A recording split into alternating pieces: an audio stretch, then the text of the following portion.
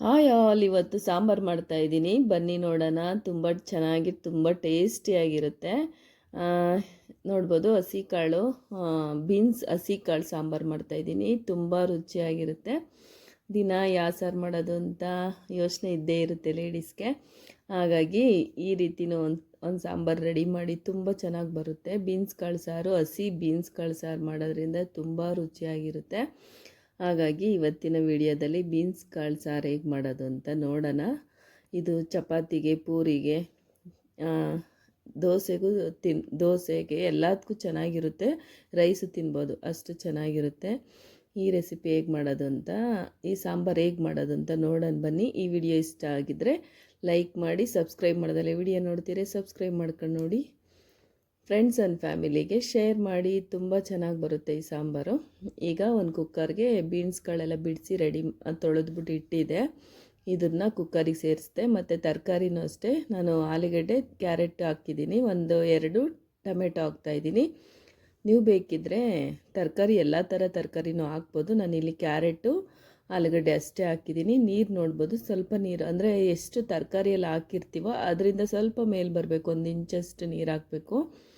ಇಲ್ಲ ಜಾಸ್ತಿ ಇದು ಬೀನ್ಸ್ಗಳಾಗಿರೋದ್ರಿಂದ ತೆಳುಗಾಗ್ಬಿಡುತ್ತೆ ಸಾಂಬಾರು. ಹಾಗಾಗಿ ಸ್ವಲ್ಪ ನೀರು ಹಾಕಿ, ಇದು 1-2 ಸ್ಪೂನಷ್ಟು ಹೆಸರುಬೇಳೆ ನೆನೆಸಿಟ್ಟಿರೋ ಅಂಥ ಹೆಸರುಬೇಳೆ ಸೇರಿಸ್ತಾ ಇದ್ದೀನಿ. ಸಾಂಬಾರು ತುಂಬ ಚೆನ್ನಾಗಿ ಬರುತ್ತೆ ಅನ್ನೋದಕ್ಕೋಸ್ಕರ ಹೆಸರುಬೇಳೆ ಹಾಕ್ತಾಯಿದ್ದೀನಿ.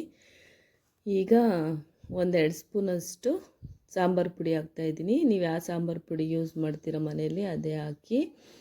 ನಾನಿಲ್ಲಿ ಸಾಂಬಾರು ಪುಡಿ ಮತ್ತು ಮೆಣಸಿನ್ಕಾಯಿ ಪುಡಿ ಎರಡು ಸಪ್ರೇಟ್ ಮಾಡಿಸೋದು. ನಾವು ಸಪ್ರೇಟ್ ರೆಡಿ ಮಾಡಿಸೋದ್ರಿಂದ ನಾನು ಇಲ್ಲಿ 2 ಸ್ಪೂನ್, ದೊಡ್ಡ ಸ್ಪೂನ್ ಆಗಿರೋದ್ರಿಂದ 1 ಸ್ಪೂನ್ ಹಾಕಿದ್ದೀನಿ. Table ಸ್ಪೂನಾಗಿ 2 spoon ಅಷ್ಟಿದೆ. 1 ಸ್ಪೂನಷ್ಟು ಖಾರದ ಪುಡಿ ಹಾಕ್ತಾಯಿದ್ದೀನಿ. ಎಷ್ಟು ಬೇಕೋ ಅಷ್ಟು ಖಾರಕ್ಕೆ ಅನುಗುಣವಾಗಿ ಖಾರದ ಪುಡಿ ಹಾಕ್ಕೊಳ್ಳಿ. ರುಚಿಗೆ ತಕ್ಕಷ್ಟು ಉಪ್ಪು ಸೇರಿಸ್ತಾ ಇದ್ದೀನಿ. ರುಚಿಗೆ ತಕ್ಕಷ್ಟು ಉಪ್ಪು ಸೇರಿಸ್ಬಿಟ್ಟು ಸ್ವಲ್ಪ ಅರಿಶಿನದ ಪುಡಿ ಹಾಕ್ತಾಯಿದ್ದೀನಿ. ಹೆಸರುಬೇಳೆ ದೇಹಕ್ಕೂ ತಂಪು, ಮತ್ತು ಸಾಂಬಾರು ತುಂಬ ಅಂದರೆ ಮಂದಿಗೆ ಸ್ವಲ್ಪ ಗಟ್ಟಿ ಚೆನ್ನಾಗಿ ಬರುತ್ತೆ ಅನ್ನೋದಕ್ಕೋಸ್ಕರ ಬೀನ್ಸ್ಗಳು ಹಾಕಿದ್ದೀವಲ್ಲ, ಅದರಿಂದ ಸಾಂಬಾರು ಸ್ವಲ್ಪ ತೆಳುಗಾಗುತ್ತೆ. ಈ ರೀತಿ ಒಂದು ಸ್ವಲ್ಪ ಹೆಸರುಬೇಳೆ ಹಾಕೋದ್ರಿಂದ ಸ್ವಲ್ಪ ಸಾಂಬಾರೆಲ್ಲ ಚೆನ್ನಾಗಾಗುತ್ತೆ ಅನ್ನೋದಕ್ಕೋಸ್ಕರ ಹೆಸರುಬೇಳೆ ಹಾಕಿದ್ದೀನಿ. ಇಲ್ಲಿ ಸ್ವಲ್ಪ ಅರಿಶಿನದ ಪುಡಿ ಹಾಕ್ಬಿಟ್ಟು ಲಿಡ್ ಕ್ಲೋಸ್ ಮಾಡಿ 1-2 ವಿಸಿಲ್ ಬಂದರೆ ರೆಡಿಯಾಗಿರುತ್ತೆ, ಇದು ಬೆಂದಿರುತ್ತೆ. ಈಗ ಒಂದು ಮಿಕ್ಸಿ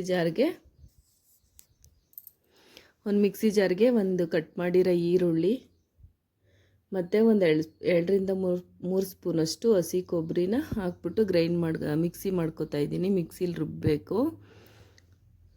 ಇದನ್ನು ರುಬ್ಬಿ ರೆಡಿ ಮಾಡಿ ಇಡ್ತಾ ಇದ್ದೀನಿ. ಈ ರೆಸಿಪಿ ತುಂಬ ಸಿಂಪಲ್ ಅಂತ ಅನಿಸ್ಬೋದು, ಬಟ್ ತುಂಬ ಚೆನ್ನಾಗಿರುತ್ತೆ ಈ ಸಾಂಬಾರು. ನೀವು ಒಂದ್ಸರಿ ಟ್ರೈ ಮಾಡಿ. ನಾನಿಲ್ಲಿ ಮಿಕ್ಸಿಗೆ ಹಾಕ್ಬಿಟ್ಟಿಟ್ಟು ಈಗ ಒಗ್ಗರಣೆಗೆ ರೆಡಿ ಮಾಡ್ಕೊತಾ ಇದ್ದೀನಿ. ಎಷ್ಟು ಬೇಕೋ ಅಷ್ಟು ಎಣ್ಣೆ ಹಾಕಿದ್ದೀನಿ. 1-3 ಸ್ಪೂನಷ್ಟು ಇರ್ಬೋದು, ಕಣ್ಣು ಅಳತೆಲೆ ಹಾಕೋದ್ರಿಂದ ನೀವು ನೋಡ್ಬೋದು ಹಾಗೆ ಆಗುತ್ತೆ. ಹಾಗಾಗಿ ಅಷ್ಟು ಎಣ್ಣೆ ಹಾಕಿದ್ದೀನಿ. ಸಾಂಬಾರಿಗೆ ನೀವು ಯಾವ ಎಣ್ಣೆ ಯೂಸ್ ಮಾಡ್ತೀರೋ ಅದು ಹಾಕ್ಕೊಳ್ಳಿ. ನೀವು ಏನು ಹಾಕ್ಲೇ ಇಲ್ಲ, ಇಷ್ಟು ಸಿಂಪಲ್ಲ ಅಂತ ಅಂದ್ಕೊಬೋದು, ಬಟ್ ಇಷ್ಟೇ ಹಾಕಿ ತುಂಬ ಚೆನ್ನಾಗಿ ರುಚಿಯಾಗಿ ಬರುತ್ತೆ. ಚಪಾತಿಗೆ, ಪೂರಿಗಂತೂ ಸಖತ್ತು ಒಳ್ಳೆ ಕಾಂಬಿನೇಷನ್ ಅಂತಲೇ ಹೇಳ್ಬೋದು. ಮಸಾಲೆ ಇಟ್ಬಿಟ್ಟು ಮಾಡ್ತಾರೆ ಈ ರೀತಿ, ಒಂಥರ ಹುಳಿಯಾಗಿ ತುಂಬ ಚೆನ್ನಾಗಿ ಬರುತ್ತೆ. ಟೊಮೆಟೊ 2 ಹಾಕಿದ್ದೀನಿ ನಾನು. ಒಂದು ನಿಮಗೆ ಹುಳಿಯೆಲ್ಲ ಇಷ್ಟ ಇಲ್ಲ ಅನ್ನೋದಿದ್ದರೆ 1 ಟೊಮೆಟೊ ಹಾಕ್ಕೊಳ್ಳಿ, ತುಂಬ ಚೆನ್ನಾಗಿ ಬರುತ್ತೆ. ಹುಳಿ ಇಷ್ಟಪಡೋರಾದರೆ 1-2 ಹಾಕ್ಕೊಳ್ಳಿ.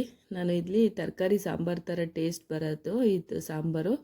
ಹಾಗಾಗಿ 2 ಟೊಮೆಟೊ ಸೇರಿಸಿದ್ದೀನಿ. ನೀವು ಬೇಕಿರೋ 1 ಟೊಮೆಟೊ ಸೇರಿಸಿ ಮಸಾಲೆ ಇಟ್ಬಿಟ್ಟು, ಚಿಕನ್ ಸಾರಿಗೆ ಏನೇನು ಮಸಾಲೆ ಇಡ್ತೀರೋ ಆ ರೀತಿ ಮಸಾಲೆ ಇಟ್ಬಿಟ್ಟು ಮಾಡಿದ್ರೂ ಈ ಸಾಂಬಾರು ತುಂಬ ಚೆನ್ನಾಗಿ ಬರುತ್ತೆ. ಈ ಕಾಳು ಹಾಕಿ ಮಾಡೋದ್ರಿಂದ ನಾನಿವತ್ತು ತರಕಾರಿ ಸಾಂಬಾರು ಥರ ಮಾಡಿ ತೋರಿಸ್ತಾ ಇದ್ದೀನಿ.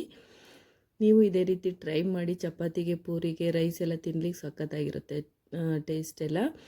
ಈಗ ಎಣ್ಣೆ ಹಾಕ್ಬಿಟ್ಟು ಸಾಸಿವೆಲ್ಲ ಚಿಟಪಟ ಅಂತ ಸಿಡಿದ್ಮೇಲೆ ಈರುಳ್ಳಿ ಸೇರಿಸ್ತಾ ಇದ್ದೀನಿ. ಈರುಳ್ಳಿ ಚೆನ್ನಾಗಿ ಬಾಡಿಸ್ಬೇಕು. ಈರುಳ್ಳಿ, ಕರಿಬೇವು ಮತ್ತು 1-2 ಬ್ಯಾಡಗಿ ಮೆಣಸಿನ್ಕಾಯಿ ಹಾಕಿದ್ದೀನಿ. ಎಲ್ಲ ಚೆನ್ನಾಗಿ ಬಾಡಿಸಿದಾದ್ಮೇಲೆ ಈಗ ರುಬ್ಬಿಟ್ಟಿದ್ನಲ್ಲ ಕಾಯಿ, ಹಸಿ ಕೊಬ್ಬರಿ ಮತ್ತು ಈರುಳ್ಳಿ ಮಿಕ್ಸಿಗೆ ಹಾಕಿಟ್ಟಿದ್ದೆ. ಈರುಳ್ಳಿ ನೋಡ್ಬೋದು, ಒಂದು ಒಗ್ಗರಣೆಗೂ ಸೇರಿಸಿದ್ದೀನಿ, ರುಬ್ಲಿಕ್ಕೆ ಒಂದು ಹಾಕಿದ್ದೀನಿ. ಇದನ್ನ ನೀಟಾಗೆಲ್ಲ ಚೆನ್ನಾಗಿ ಸ್ವಲ್ಪ ಒಂದು 2 ನಿಮಿಷ ಚೆನ್ನಾಗಿ ಕುದಿಬೇಕು. ಕಾಯಿ ಸೇರಿಸಿರೋದ್ರಿಂದ ಒಂದು 2 ನಿಮಿಷ ಚೆನ್ನಾಗಿ ಕುದಿಬೇಕು, ಬೇಯಬೇಕು ಕಾಯೆಲ್ಲ ಒಗ್ಗರಣೆಲೇ. ಇಲ್ಲಿ 1-2 ವಿಸಿಲ್ ಬಂದಿತ್ತು. ಅಂದರೆ ತರಕಾರಿ ಎಲ್ಲ ಕೂಗಲಿಕ್ಕೆ ರೆಡಿ ಮಾಡಿ ಇಟ್ಟಿದ್ನಲ್ವ ಕುಕ್ಕರ್ಗೆ. ಇದು ನೋಡ್ಬೋದು ಬೆಂದಿದೆ. ಇದು 2 ವಿಸಿಲ್ ಬಂದಿತ್ತು. ಅಂದರೆ ತುಂಬ ಚೆನ್ನಾಗೆಲ್ಲ ಕಾಳಾಗಿರ್ಬೋದು, ತರಕಾರಿ ಆಗಿರ್ಬೋದು ಎಲ್ಲ ಚೆನ್ನಾಗಿ ಬೆಂದಿದೆ. ನೋಡ್ಬೋದು ನಾನು ಮೇಲ್ಗಡೆಯಿಂದ ಅದು ಟೊಮೆಟೊ ಎಲ್ಲ ಕಟ್ ಮಾಡಿ ಹಾಕಿದ್ನಲ್ವ, ಅದನ್ನೆಲ್ಲ ಮೇಲಿಂದ ಹಾಗೆ ತೆಗೆದ್ಬಿಟ್ಟು ಒಗ್ಗರಣೆಗೆ ಸೇರಿಸ್ತಾ ಇದ್ದೀನಿ. ಏಕೆಂದರೆ ಸ್ವಲ್ಪ ಸ್ಮ್ಯಾಶ್ ಮಾಡ್ತಾಯಿದ್ದೀನಿ. ಬೆಂದಿರೋದ್ರಿಂದ ಬೇಗ ಸ್ಮ್ಯಾಶ್ ಆಗಿಬಿಡುತ್ತೆ. ಈ ರೀತಿ ಸ್ಮ್ಯಾಶ್ ಮಾಡ್ತಾಯಿದ್ದೀನಿ. ಅಂದರೆ ಎಲ್ಲ ತೆಗೆದೇನು ಸ್ಮ್ಯಾಶ್ ಮಾಡಿಲ್ಲ, ಮೇಲೆ ಯಾವುದ್ಯಾವುದು ಸ್ವಲ್ಪ ಮೇಲೆ ಇರುತ್ತಲ್ಲ ಅದೆಲ್ಲ ತೆಗೆದ್ಬಿಟ್ಟು ಸ್ಮ್ಯಾಶ್ ಮಾಡಿಬಿಟ್ಟು ಚೆನ್ನಾಗಿ ಮಿಕ್ಸ್ ಮಾಡ್ತಾಯಿದ್ದೀನಿ. ಈಗ ಇದು ಈ ತರಕಾರಿ ಆಗಿರ್ಬೋದು, ಈ ಕಾಳ್ದು ಬೇಯಿಸಿಟ್ಟಿದ್ನಲ್ವ ಇದನ್ನು ಸೇರಿಸ್ತಾ ಇದ್ದೀನಿ. ಇದನ್ನು ಸೇರಿಸಿ ಚೆನ್ನಾಗಿ ಮಿಕ್ಸ್ ಮಾಡಿಬಿಟ್ಟು 1-2-3 ಕುದಿ ಬಂದರೆ 5 ನಿಮಿಷ ಆದರೂ ಕುದಿಸ್ಬೇಕು. ಈ ರೀತಿ ಮಿಕ್ಸ್ ಮಾಡಿಬಿಟ್ಟು ಮತ್ತು ನೋಡಬೇಕು ರುಚಿಗೆ ತಕ್ಕಷ್ಟು ಮತ್ತೆ ಉಪ್ಪೇನ ಹಾಕಬೇಕೋ, ಇಲ್ಲಾಂದರೆ ಒಂದೇ ಸರಿ ಕರೆಕ್ಟಾಗಿ ಹಾಕಿರ್ತೀರ ನೋಡಿಬಿಟ್ಟು ಟೇಸ್ಟ್ ನೋಡಿಬಿಟ್ಟು ಎಷ್ಟು ಬೇಕೋ ಅಷ್ಟು ಉಪ್ಪು ಹಾಕಿ. ಅಂದರೆ ಜಾಸ್ತಿ ಮಾತ್ರ ಹಾಕ್ಬೇಡಿ, ಸ್ವಲ್ಪ ನೋಡ್ಕೊಂಡು ಹಾಕಿ. ಈಗ ಟೇಸ್ಟ್ ಮಾಡಿ ಉಪ್ಪು ಖಾರ ಏನಾದರೂ ಬೇಕಿದ್ರೆ ಸ್ವಲ್ಪ ಹಾಕ್ಕೊಳ್ಳಿ. ಈಗ ಮೇಲಿಂದ ಸ್ವಲ್ಪ ಕೊತ್ತಂಬರಿ ಹಾಕ್ತಾಯಿದ್ದೀನಿ, ಏಕೆಂದರೆ ರೆಡಿ ಆಯಿತು ಈ ಸಾಂಬಾರು. ಇದನ್ನು ಚೆನ್ನಾಗಿ ಕುದ್ದಷ್ಟು ಗಟ್ಟಿ ಬರುತ್ತೆ ಸಾಂಬಾರು. ನಾನಿಲ್ಲಿ ಬಿಸಿದಿರೋದ್ರಿಂದ ಹಾಗೆ ತೋರಿಸೋದ್ರಿಂದ ಸ್ವಲ್ಪ ತೆಳು ಅನಿಸ್ಬೋದು, ಬಟ್ ಇನ್ನೂ ಗಟ್ಟಿ ಬರುತ್ತೆ, ತುಂಬ ಚೆನ್ನಾಗಿರುತ್ತೆ. ಒಂದು ಸ್ವಲ್ಪ ಅಂದರೆ ಅನ್ನ ತಿನ್ಬೋದು, ಮತ್ತು ಚಪಾತಿ, ಪೂರಿ, ದೋಸೆಗೆ ಎಲ್ಲದಕ್ಕೂ ಚೆನ್ನಾಗಿರುತ್ತೆ. ನೀವು ಇದೇ ರೀತಿ ಟ್ರೈ ಮಾಡಿ. ಸ್ವಲ್ಪ ಬಿಸಿ ಹೋಗಿದ ಮೇಲೆ ಇನ್ನೂ ಗಟ್ಟಿ ಬರುತ್ತೆ. ನೋಡ್ಬೋದು ಆಲ್ರೆಡಿ ಒಂದು 2 ನಿಮಿಷ ಕುದ್ದಿದ್ದಕ್ಕೆ ಎಷ್ಟು ಗಟ್ಟಿ ಬಂದಿದೆ ಅಂತ. ಬಟ್ ಬಿಸಿ ಹೋದ್ಮೇಲೆ ಇನ್ನು ಚೆನ್ನಾಗಿ ಸ್ವಲ್ಪ ದಪ್ಪ ಆಗುತ್ತೆ ಗ್ರೇವಿ ಥರ. ಹಾಗಾಗಿ ಇದೇ ರೀತಿ ಟ್ರೈ ಮಾಡ್ಕೊಳ್ಳಿ. ಹೇಗೆ ಬಂದಿದೆ, ನೀವು ಇದೇ ರೀತಿ ಮಾಡ್ತೀರಾ ಈ ಕಾಳು ಸಾಂಬಾರು, ಈ ಬೀನ್ಸ್ ಕಾಳು ಸಾಂಬಾರು ಅಂತ ತಿಳಿಸಿ. ಇವತ್ತಿನ ವಿಡಿಯೋ ಇದಾಗಿತ್ತು. ಏನು ಅನ್ನಿಸ್ತು ಅಂತ ಕಮೆಂಟ್ ಬಾಕ್ಸಲ್ಲಿ ತಿಳಿಸಿ. ಲಾಸ್ಟ್ ವಿಡಿಯೋದಲ್ಲಿ ಎಷ್ಟೊಂದು ಜನ ಲೈಕ್ ಮಾಡಿದ್ದೀರಾ, ಸಬ್ಸ್ಕ್ರೈಬ್ ಮಾಡ್ಕೊಂಡು ನೋಡಿದ್ದೀರಾ ಒಂದಿಬ್ಬರು. Thank you. ಇದೇ ರೀತಿ ನನ್ನ ಚಾನಲ್ಗೆ ಸಪೋರ್ಟ್ ಮಾಡಿ. ಹೇಗೆ ಬಂದಿದೆ ಅಂತ ವಿಡಿಯೋ ಹೇಗೆ ಬಂದಿದೆ ಅಂತ ಕಮೆಂಟ್ ಬಾಕ್ಸಲ್ಲಿ ತಿಳಿಸೋದ್ರಿಂದ ನನಗೂ ಖುಷಿಯಾಗುತ್ತೆ. ಚೆನ್ನಾಗಿ ಬರ್ತಿದೆ ರೆಸಿಪೀಸ್ ಎಲ್ಲ. ನಾವು ಎಷ್ಟೇ ಚೆನ್ನಾಗಿ ಮಾಡಿ ತೋರಿಸ್ಬೋದು, ಬಟ್ ನೀವು ಹೇಳೋದ್ರಿಂದ ಇನ್ನೂ ಖುಷಿಯಾಗುತ್ತೆ. ಹಾಗಾಗಿ ಕಮೆಂಟ್ ಬಾಕ್ಸಲ್ಲಿ ತಿಳಿಸಿ. ಇಷ್ಟ ಆಗಿದರೆ ಒಂದು ಲೈಕ್ ಮಾಡಿ. ಸಬ್ಸ್ಕ್ರೈಬ್ ಮಾಡ್ದಲೆ ವಿಡಿಯೋ ನೋಡ್ತೀರಾ, ಸಬ್ಸ್ಕ್ರೈಬ್ ಮಾಡ್ಕೊಂಡು ನೋಡಿ. ಏನಾದರೂ ಇನ್ನೂ ತಿದ್ಕೊಳ್ಳೋದಿದ್ದರೆ ಕಮೆಂಟ್ ಮಾಡೋದ್ರಿಂದ ನಾನು ಅದನ್ನು ತಿದ್ಕೊಂಡು ಚೆನ್ನಾಗಿ ಒಳ್ಳೆ ರೆಸಿಪೀಸ್ ಮಾಡೋಕ್ಕೆ ಹೆಲ್ಪ್ ಆಗುತ್ತೆ. ಹಾಗಾಗಿ ಕಮೆಂಟ್ ಮಾಡಿ ತಿಳಿಸಿ ಹೇಗೆ ಬಂದಿದೆ ಅಂತ. ಇವತ್ತಿನ ವಿಡಿಯೋ ಇದಾಗಿತ್ತು. ಇವತ್ತಿನ ವಿಡಿಯೋದಲ್ಲಿ ಈ ರೆಸಿಪಿ ಇದಾಗಿತ್ತು. ಹೇಗೆ ಬಂದಿದೆ ಅಂತ ತಿಳಿಸೋದು ಮರಿಬೇಡಿ. Thank you for watching. ಮುಂದಿನ ವಿಡಿಯೋದಲ್ಲಿ ಸಿಗ್ತೀನಿ.